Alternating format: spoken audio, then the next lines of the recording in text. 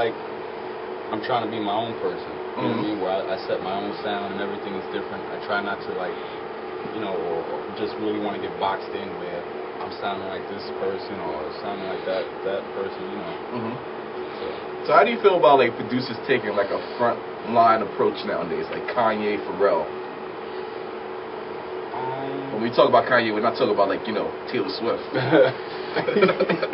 I think honestly, like, it just happens. I don't think.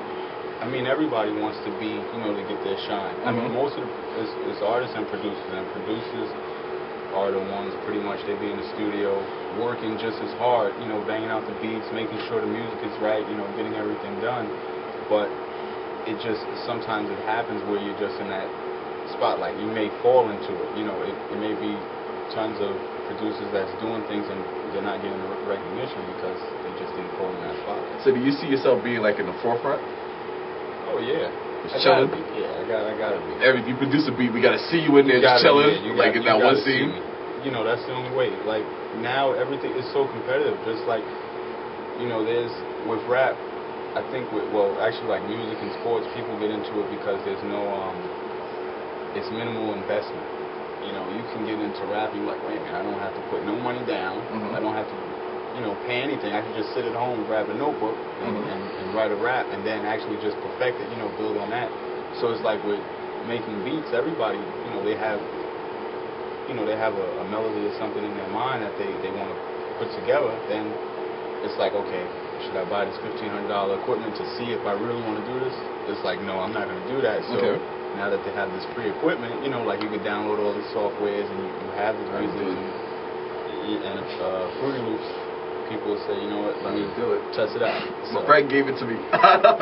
So that's how it is. And then because of that, you have more people, you know, stepping into the production game. And with that, it's not that it's saturated, but it's a lot. So you have to really not only with your beats, you know, you got to do something different really to separate yourself from everybody. Okay, so let's get into another, and I'm gonna talk about lazy producers, because I used to be one of them. Yo, reasons I just used to loop it and just call it a day. Didn't even have it drop. No good. So let's get into number 2. Just let me know now. Yeah, I see bass high on this.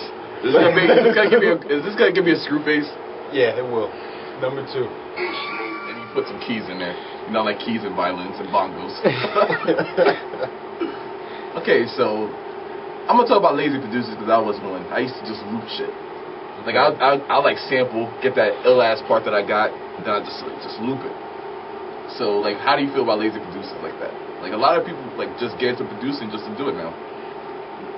I mean, I guess really it's at the end of the day what comes out of, you know, what the final product is, because you hear a lot of times you can hear records on the radio and they're just basic, but if it sounds good, it's just like a drum tap. You can have a basic drum tap and somebody rhyming over it, and it's classic, you know. So it depends really what's the final product. Okay. However they made it, doesn't even matter. It's what you made at the end, you know. Okay.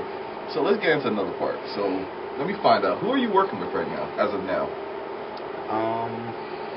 People that I'm working with that I would say is a lot of, underground artists. It's a lot. Like, I don't even have my phone. I can run through it. People are like, I know they probably hitting me on Twitter right now. We're going to talk about Twitter right after this. You're heavy on Twitter. But I would say, you know, it's a lot of artists that I'm working with underground-wise. Not anyone that you're like, oh yeah, I know this person, because everyone is on the come up. But I would definitely say the underground community works with a lot of people. Okay, so how has social media like really helped you promote? I think it's great. You know, I think it's great for everyone. Whatever you're trying to do, just reaching out. Like, without the computer, you can't connect with anyone outside, you know, your area. You know, so let's say if you're doing a show or you're promoting, you only can connect with someone in New York. You know, you don't know what's going on the other side of town. Now having, like, even with MySpace, you know, if you're a rapper, you say, you know, I'm looking for a singer or I'm looking for a producer. Now you're connecting with people from California or out the country, and with power of emailing tracks, doing records back and forth. So, you know, it helps a lot. I think, you know, you need the internet. Okay, so what's up with giving out all these free beats? Like, how many beats do you have in your collection? That's what I want to know. That's the Wow. question. Give me an estimate. Estimate of probably like at least 750. 750. Goddamn. Yeah, probably like So what's up with giving free beats out to everybody? Like, tell me your whole strategy with that. I've been trying to figure it out since you added me on Twitter. You know what it is? Like, I've been doing music more. You know, I started out. It was pretty much like two plans. I said, it's people get into music like, you know, I'm going to make it big. I'm going to make some money. But then you know, you really take a look at it. That's not going to happen. It's a 10% chance that you will get into the door. You know. So my thing is just, I'm going to have fun with the music, and I just started putting the beats together. I said, you know, they sitting around, no one's using them. Let me just give them away.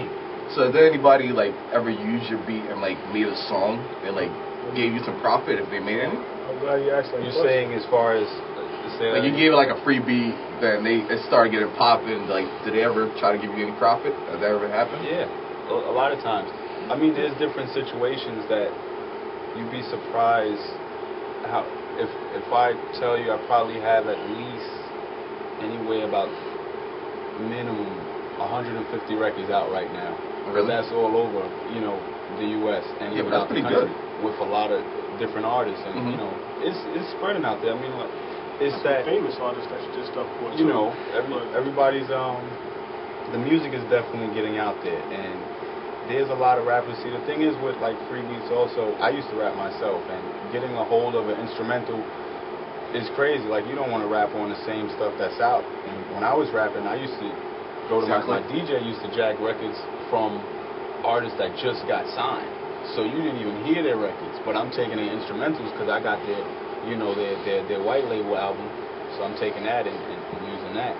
But with the free beats, I'm like, any artist that wants a record, yeah, let's work. Because you got a lot of people that, you got nice artists that could take your record and do something crazy, and it'll be sitting in their computer or in their crib forever because they don't go out and grind. Then you got artists that, you know, they may be okay, but they like, look, I want to work.